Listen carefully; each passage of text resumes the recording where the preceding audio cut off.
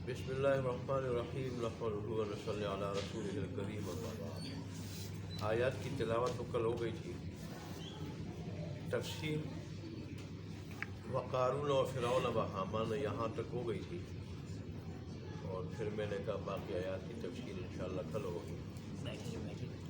تو کل میں نے یہ جو 3 نام ہیں ان کے بارے میں نے بتایا تھا کہ اللہ تبارک و تعالیٰ نے یہ 3 نام ذکر کر کے 3 ذہنیت رکھنے والے لوگوں کی طرف اشارہ کیا۔ 3 قسم کی ذہنیت رکھنے والے لوگوں کی طرف اشارہ کرنے کے لیے یہ 3 قسم کے لوگ ذکر کیے، 3 آدمیوں کا نام لیا۔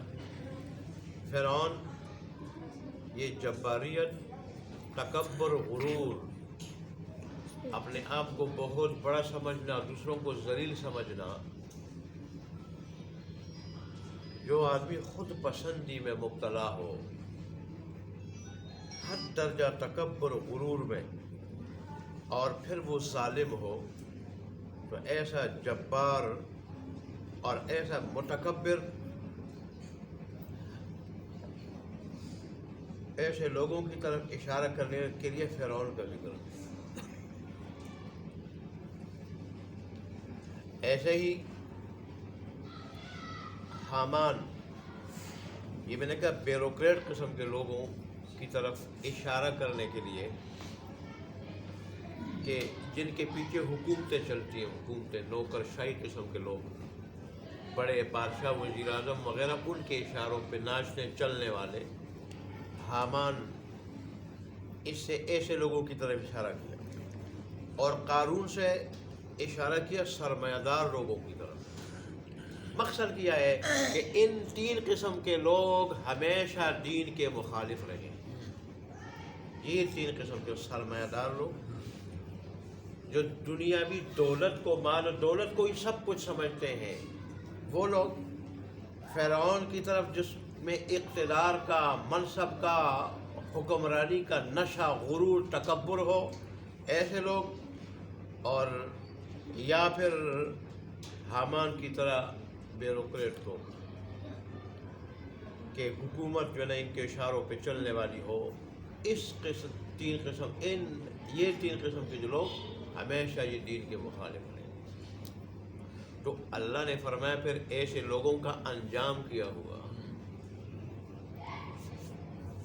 انجام کی طرف اللہ تبارک و تعالیٰ نے آگے اشارہ کیا۔ پہلے فرمایا دیکھو ان کی طرف موسیٰ علیہ السلام واضح دلائل لے کے گئے اللہ کی وحدانیت کے، ربوبیت کے، رب ہونے کے، اور اپنی نبوت و رسالت کے، لیکن فاستکبروا فی الارض، انہوں نے زمین میں تکبر کیا۔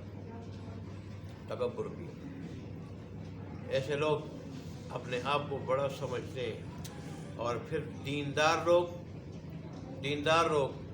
ظاہر ہے عموماً دنیاوی پوزیشن ان کی کمزور ہوتی ہے، ان کو یہ حقیر جانتے ہیں، اور پھر جو ہے نا ان کو حقارت کی نظر سے دیکھ کے ان کی دعوت حق کو ٹکرا دیتے ہیں، مال و دولت کے نشے کی وجہ سے، بڑے منصب یا حکمرانی کے نشے کی وجہ سے۔ لیکن اللہ نے فرمایا وَمَا كَانُوا سَابِقِينَ، انہوں نے تکبر تو کیا، موسیٰ علیہ السلام کو جھٹلایا، ان کو جادوگر کہا، ان کی بات نہیں مانی، لیکن پھر ہماری سزا سے بچ نہیں سکے، کہیں بھاگ نہیں سکے۔ یہاں دنیا کی بادشاہوں کی سزاؤں سے تو لوگ بھاگ جاتے ہیں، مفرور بن جاتے ہیں، علاقہ غیر چلے جاتے ہیں، یا کسی سیاسی وڈیرے بڑے آدمی کی پناہ میں چلے جاتے ہیں، جن پہ مقامی حکومتیں ہاتھ نہیں ڈالنا چاہتی، نہیں ڈال سکتی۔ اللہ فرماتے ہیں کہ میری پکڑ سے کوئی نہیں بھاگ سکتا۔ ہاں وہ دنیا میں آئے زلزلے کی شکل میں، طوفان کی شکل میں، سیلاب کی شکل میں، یا میں کسی کو مسلط کروں اس شکل میں، اس سے کوئی بھاگ نہیں سکتا۔ اور ایسے ہی مرنے کے بعد تو انسان جو ہے نا پھر اور ہی کمزور ہو جاتا ہے، وہاں بھی اور آخرت میں بھی کوئی بھاگ نہیں سکے گا۔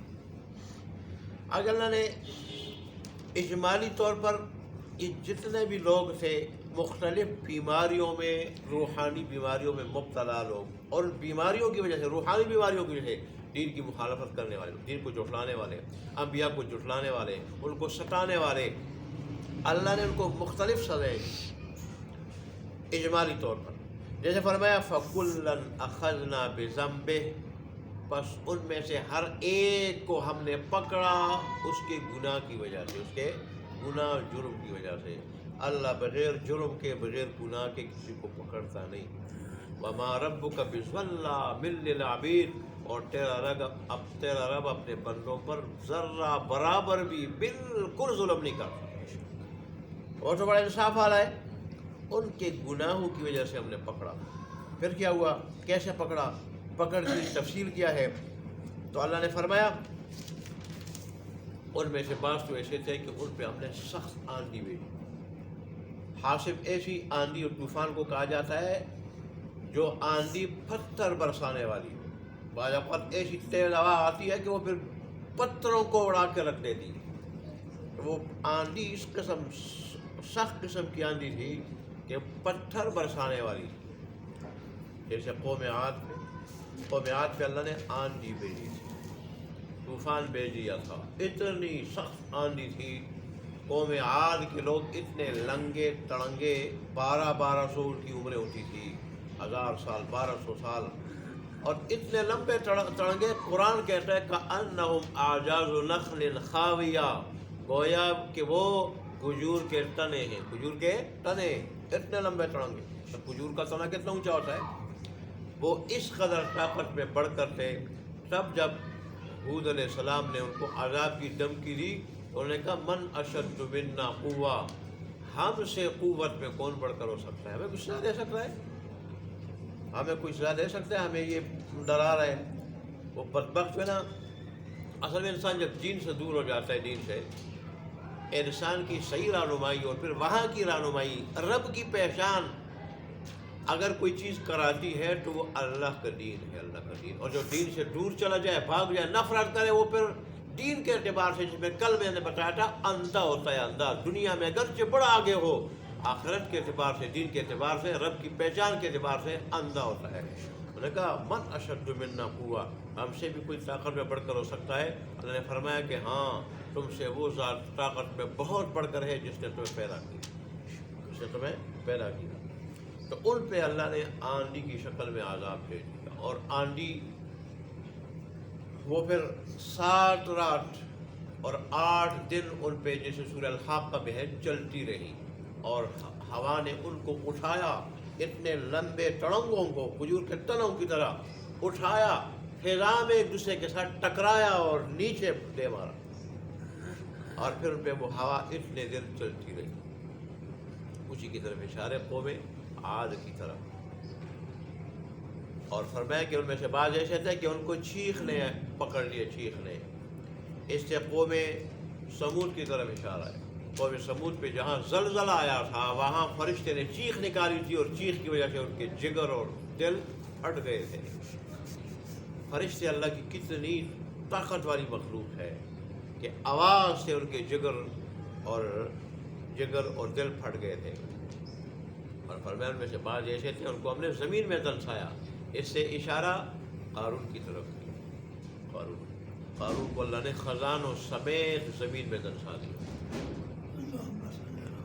اللہ اکبر. حالانکہ خزانوں کی چابیاں ہیں، بہت بڑی جماعت مشکل سے اٹھاتی تھی. چابیاں اتنی ہو کہ بڑی جماعت مشکل سے اٹھائے.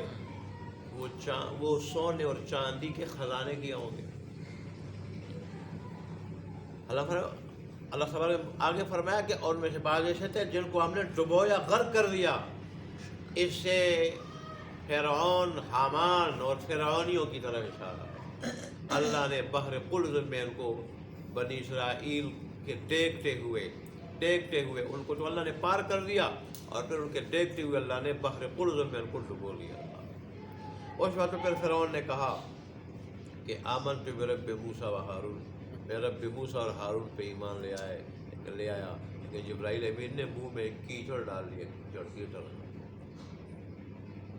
الآن وقد عصیت قبل، اب تو رب موسیٰ اور رب ہارون پہ ایمان لاتا ہے، اس کو مانتا ہے، اور اس سے پہلے تو باغی بنا رہا، غنڈہ گردی کرتا رہا. اب تجھے یاد آیا جب عذاب اپنی آنکھوں سے دیکھ لیا، عذاب آنکھوں سے دیکھ لے آدمی، موت کے فرشتے دیکھ لے یا قیامت کی بڑی نشانیاں دیکھ لے، اس وقت پھر توبے کا کوئی اعتبار نہیں. اللہ تبارک و تعالی ہمیں اپنی پکڑ سے بچائے، اللہ تبارک و تعالی ہمیں اپنی نافرمانی سے بچائے، اور انسان یاد رکھے اپنی نیکی پہ گھمنڈ میں نہ آئے.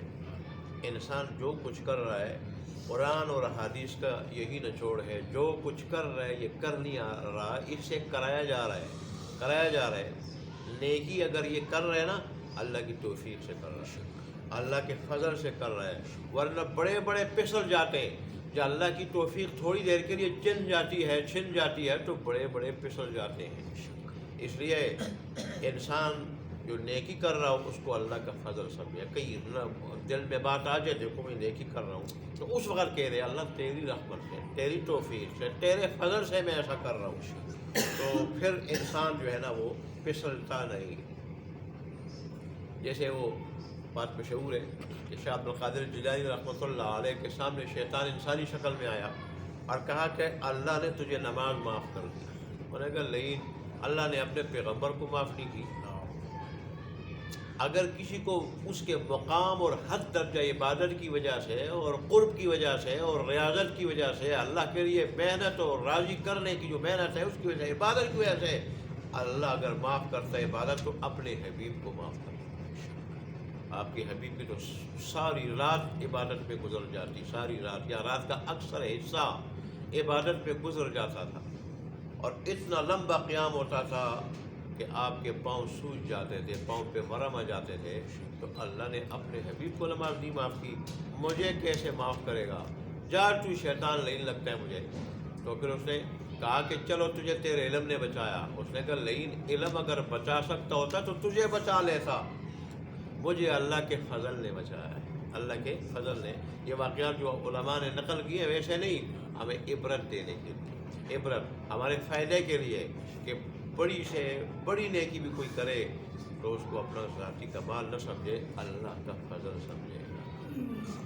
ایسے واقعات ہوئے ہیں. بڑے بڑے بزرگ اگر کسی عبادت بت خانے سے گزر رہے تھے، وہ بت پرستی میں مبتلا تھے، غیر مسلم، اور دل میں تھوڑی بات آئی کہ دیکھو یہ اس قدر بیوقوف لوگ ہیں اور اس میں مبتلا ہے، میں دیکھو میں کتنی اونچی شان والا ہوں، تو اسی وقت پچھلے اگرچہ اللہ تبارک و تعالیٰ نے بعد میں ان کو دوبارہ وہ مقام عطا کیا، لیکن وقتی طور پہ پچھلے. اس سے علماء کہتے ہیں کہ اگر کوئی آدمی بڑے سے بڑے مقام پہ ہو تو اس کو اللہ کا فضل سمجھے، ذاتی کمال نہ سمجھے.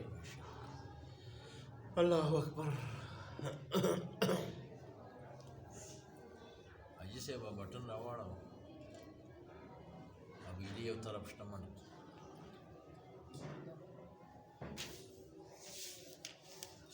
تو اسی طرح اللہ تبارک و تعالیٰ نے فرمایا کہ ان میں سے بعض یہ تھے کہ ان کو اللہ تبارک و تعالیٰ نے سمندر میں ڈبویا. اس سے فرعونیوں کی طرف اشارہ کیا. آگے پھر اللہ تبارک و تعالیٰ نے دیکھیں، اگر اللہ تبارک و تعالیٰ مخلوق ساری کی ساری اللہ تبارک و تعالیٰ کی مملوک ہے، وہ اگر بغیر قصور کے بھی اور بغیر جرم کے بھی سب کو سزا دے تو اللہ سے کون پوچھ سکتا ہے؟ لیکن یہ اس کا عدل ہے کہ اللہ پھر بار بار ساتھ کہہ رہے کہ میں نے ان کو ویسے نہیں پکڑا، بلکہ ان کے گناہ، بغاوت، جرم کی وجہ سے وہ یہ پکڑے گئے.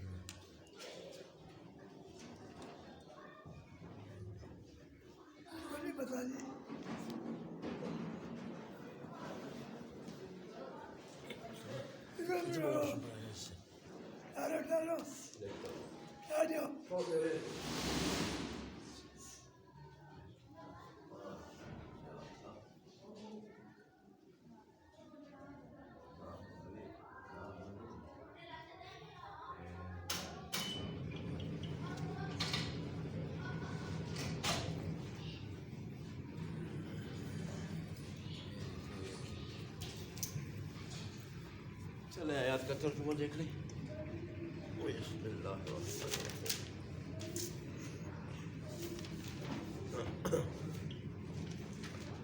ولما جاءت، اور جب آئے رسولنا ہمارے بھیجے ہوئے فرشتے ابراہیم بالبشرا ابراہیم علیہ السلام کے پاس خوشخبری لے کر قالوا تو کہا انہوں نے انا مہلکو اہل هذه القرية کہ بے شک ہم ہلاک کرنے والے ہیں اس بستی والے لوگوں کو.